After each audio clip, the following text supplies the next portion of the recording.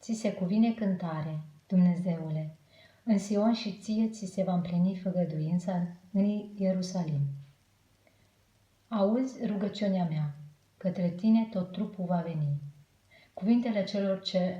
Cuvintele celor fără de lege ne-au biruit pe noi și nelegiuirile noastre tu le vei curăți.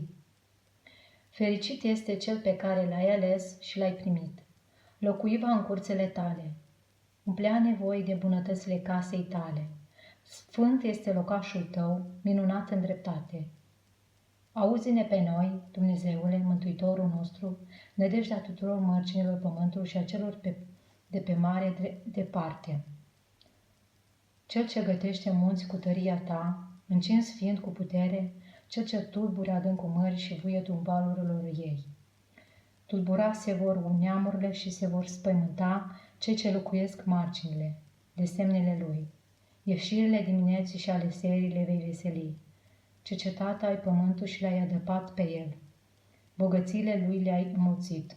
Râul lui Dumnezeu s-a umplut de apă, gătit ai hrană lor, că așa este gătirea ta. Adapă brazdele lui, înmulțește roadele lui și se vor bucura de picături de ploaie răsărind. Vei binecuvânta cununa anului bunătății tale și câmpiile tale se vor umple de roade grase. Îngrășa se vor pășunile pustii și cu bucurie dealurile se vor încinge. Îmbrăcatul sau pășunile cu oi și văile vor înmulți grâul. Vor striga și vor cânta.